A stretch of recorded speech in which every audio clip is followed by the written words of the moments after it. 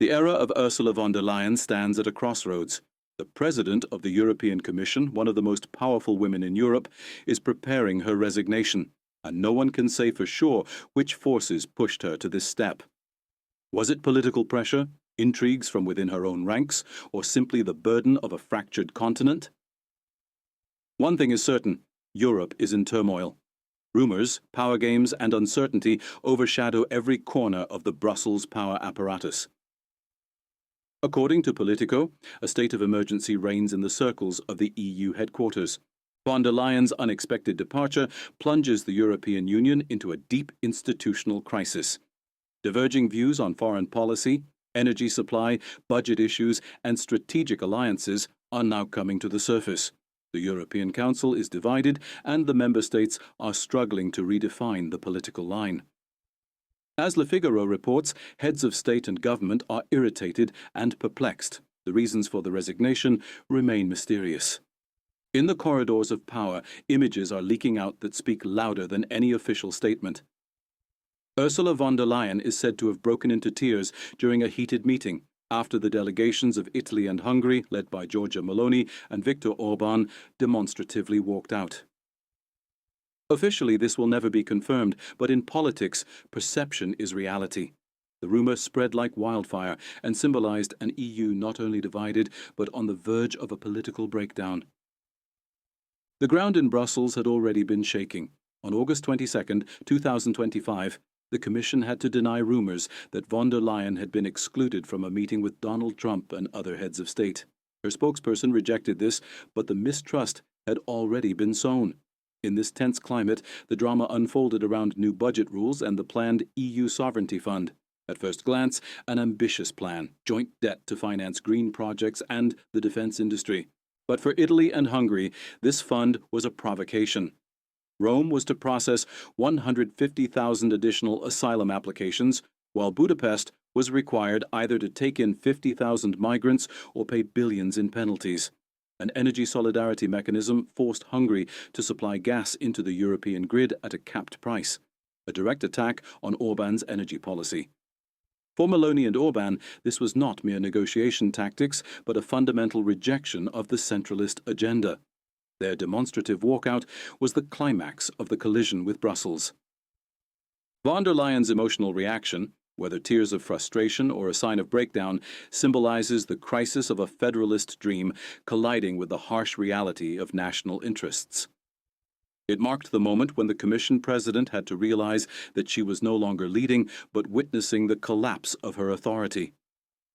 At the same time, protests flared on the streets. While debates continued in Brussels, farmers in Germany, France, and Poland blocked highways. They protested against Green Deal requirements, nitrogen limits, fallow land obligations, and duty-free Ukrainian grain, measures pushed forward by the Commission.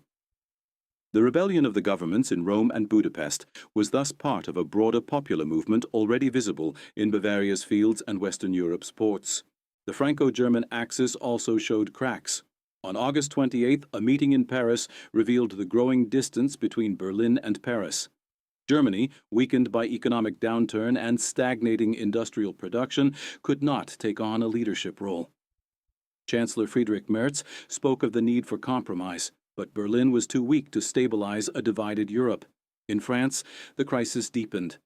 Prime Minister François Bayrou announced a vote of no confidence, triggered by a Brussels-imposed austerity plan of 44 billion euros intended to bring France's budget deficit below the EU's 3% threshold.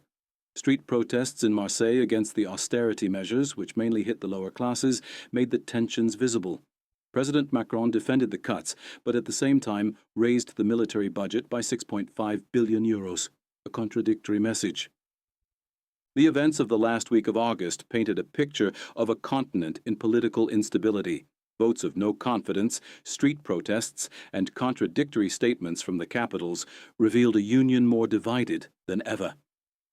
Von der Leyen's authority crumbled because it had stood on fragile ground from the beginning. In 2019, she was not directly elected by the people, but was the result of a compromise between Merkel and Macron.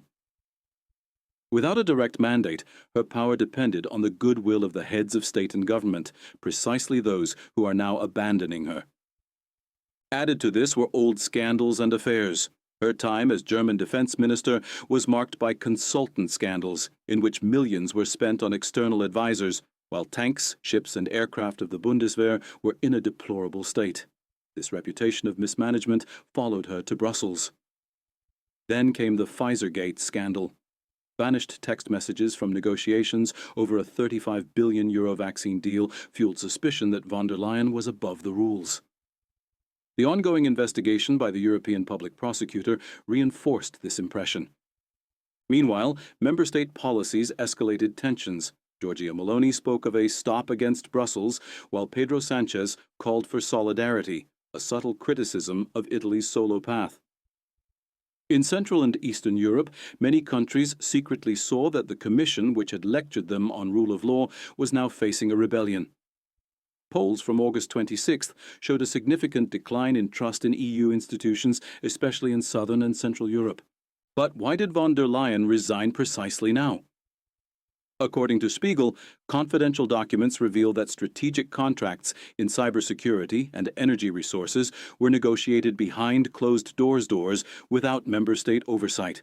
Analysts interpret this as a signal of an unprecedented transparency crisis, even more explosive. Financial Times reported that von der Leyen approved multi-billion deals with tech corporations on data management and AI without consulting member states. European parliamentarians accuse her of secret diplomacy that exacerbated internal tensions and ultimately triggered her resignation. Reuters reported on July 10, 2025, that shortly before her departure, she held secret talks with international financial institutions about a private fund for cybersecurity and defense technologies.